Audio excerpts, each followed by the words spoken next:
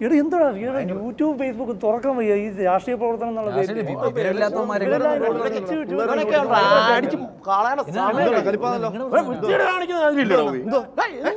ഈ സ്ത്രീകളോടും കുട്ടികളോടൊക്കെ വൃത്തിയുടെ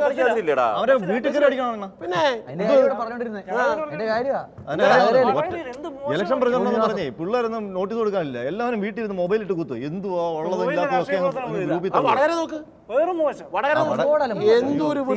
ഒരു പാർട്ടിക്കാരും ചെയ്യാൻ പാടില്ല. നേതാക്കന്മാര് പറയണ്ട മര്യാദക്ക് ഇരുന്നോണെന്ന് പറഞ്ഞാൽ ഇരിക്കല്ലേ. തുടങ്ങി വെച്ച് ഞാൻ പറഞ്ഞുതരാം. പിണറായി വിജയന്റെ വീടെന്ന് പറഞ്ഞ ആരുടെയോ ഒരുത്തന്റെ കൊട്ടാരം പോലെ ഒരു വീട് കാണിച്ചിട്ട് CPM സംസ്ഥാന സെക്രട്ടറി പിണറായി വിജയന്റെ വീട് എന്ന് പറഞ്ഞായിരുന്നു കമല ഇന്റർനാഷണൽ അവിടെ എയർപോർട്ടിൽ. അതൊക്കെ പണ്ട് അത് ഒരുപാട് പത്രത്തിലൊക്കെ വാർത്ത വന്നിട്ടുണ്ട്. സാധാരണ രാഷ്ട്രീയ പ്രവർത്തകർക്ക് ഇങ്ങനെ സാധനങ്ങൾ ഉണ്ടാവും. ഇലക്ഷൻ കാലത്ത് തീർന്നു മോശമല്ലേ?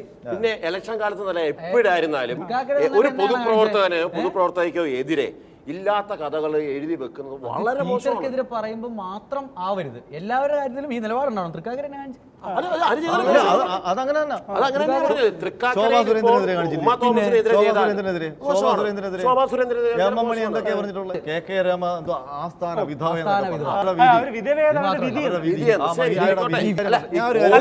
വിളിക്കാൻ പാടില്ല.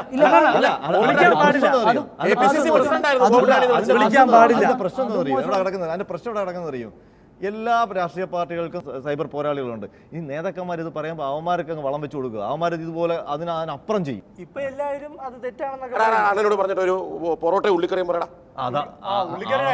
ഏറ്റവും കൂടുതൽ അനുഭവിച്ചത് ഈ ഉള്ളിക്കറിയും കൊണ്ട് ആ അണ്ണൻ. ഉള്ളിക്കറി എല്ലാവരും തോപ്പോ പിന്നെ അതും പറഞ്ഞു എന്തു അത് ബീഫോ ഉള്ളിക്കറിയോ. പക്ഷേ ഉള്ളി എന്നുള്ള പേരിട്ടേ അല്ല അണ്ണന്റെ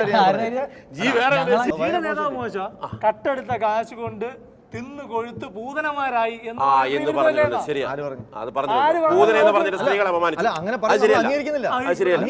ആലത്തൂർ സ്ഥാനാർത്ഥി രമ്യനെ പറ്റി പറഞ്ഞത് ആരാ? എന്തോ മോശമായി. അല്ല വേറെ കാര്യമുണ്ട്, ആ ഇലക്ഷൻ അതായിരുന്നല്ലോ വിഷയം. പിന്നെ ആദ്യം പല്ലും നഖം ഉപയോഗിച്ച് അതിനെ പ്രതിരോധിക്കും. ശരിയല്ലേ? നിൽക്കാൻ പറ്റാതാവുമ്പോ തള്ളി പറയും. കെ രമയായാലും ഉമാ തോമസ് ആയാലും വന്ന് പത്രസമ്മേളനം ടീച്ചർക്കെതിരെ ഉള്ളത്. അവർ പോലും വന്നിരുന്നിട്ടേ ഒരു ന്യായീകരണം അങ്ങനല്ല അതിന്റെ കൈകാര്യം ചെയ്യണം. ഇതിനെ അങ്ങ് പൂർണ്ണമായിട്ടും അങ്ങ് നിഷേധിക്കണം. കേസുണ്ട്, ആ കേസിലൊരുത്തിനെ പിടിച്ചിട്ടില്ലെന്ന് പോയി പിടിക്കണ്ടേ? അത് പിടിക്കണം. അതാ പറഞ്ഞേ പിടിച്ച് രണ്ടിടിച്ച തിരിഞ്ഞ പ്രശ്നമല്ലേ ഉള്ളൂ. അതാണ് ആദ്യം നിൽക്കുന്നത്. അതായത് ഫേക്ക് ഐ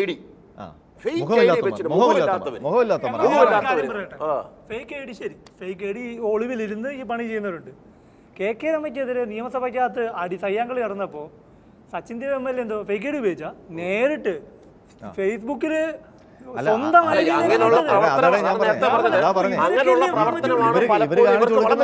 കവല വന്നിരുന്നിട്ട് തോന്നിയാസം പറഞ്ഞാൽ നമുക്ക് പിടിച്ച് രണ്ടെണ്ണം കൊടുത്ത് പ്രശ്നം പരിഹരിക്കാം. പക്ഷെ ഇവന്മാരെ ഈ സൈബർ സ്പേസിൽ ഇവന്മാര് സുരക്ഷിതരാണ് എന്നൊരു തോന്നൽ.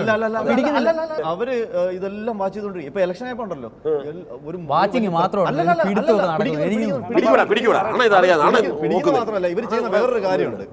ഒരാളെ പിടിക്കുന്നത് മാത്രമല്ല ഇത് പടരാതെ നോക്കണമല്ലോ. അപ്പൊ ഇപ്പം ഈ ഇലക്ഷനുമായി ബന്ധപ്പെട്ട് പോലീസുകാർ ചെയ്യുന്നതെന്ന് പറഞ്ഞാൽ ഒരു സാധനം പ്രത്യക്ഷപ്പെട്ട് കുറച്ച് വൈറലാവുന്നത് കണ്ടു കഴിഞ്ഞാൽ ഉടനെ ഇത് മൊത്തം അങ്ങ് മൂടോടെ പിഴുത് കളയാം. പോലീസ് കൃത്യമായി നോക്കുന്നുണ്ടായിരുന്നെങ്കിൽ ടീച്ചർക്ക് ഇങ്ങനെ കംപ്ലൈന്റ് കമ്മീഷൻ അയക്കേണ്ടി ടീച്ചറുടെ കേസിൽ ഒരു 10 അവന്മാരെ പൊക്കിയെടുത്ത് അകത്തിട്ട് തീരുന്ന പ്രശ്നമല്ലേ?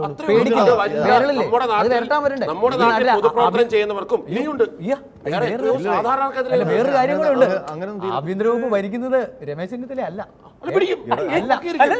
ഈ രമേശ് ചെന്നിത്തല എന്തുമാത്രം ഉസ്മാൻ എന്നൊക്കെ പറഞ്ഞിട്ട്. പക്ഷേ ഞാൻ ഒരു കാര്യം പറയാം. ഇപ്പോൾ തെരഞ്ഞെടുപ്പ് രംഗത്ത് ഇപ്പോൾ നടക്കുന്ന ഇതുണ്ടല്ലോ, ടീച്ചർക്കെതിരെയായാലും കെ രമയ്ക്കെതിരെയായാലും ഷാനിമോൾ ഉസ്മാൻ ആർക്കെതിരെ ആയാലും ശരി, ഇത്തരം കാര്യങ്ങൾ നടക്കുമ്പോൾ രാഷ്ട്രീയ നേതൃത്വം തന്നെ പറയണം ഇവരെ അടക്കി നിർത്തും. നമുക്ക് ഈ കലിങ്കിൽ നമ്മളൊരു ഐക്യത്തിൽ വന്നു എങ്കിൽ പിന്നെ ഇത് സംസ്ഥാനത്തിന് ചെറിയ ലാഭത്തിന് വേണ്ടി പോലും ഒരാൾ ഇതിനെ ന്യായീകരിക്കരുത്. എന്തായാലും നമ്മൾ ഇതിനകത്തൊരു ഐക്യത്തിലെത്തിയ സ്ഥിതിക്ക് എല്ലാവർക്കും ഉള്ളിക്കറിയും പൊറോട്ടയും ഈ കോഞ്ഞാട്ട ഗ്രൂപ്പിൽ നിന്ന് എല്ലാവരും നമ്മളങ്ങ് ക്വിറ്റാക്കിയേക്കണം.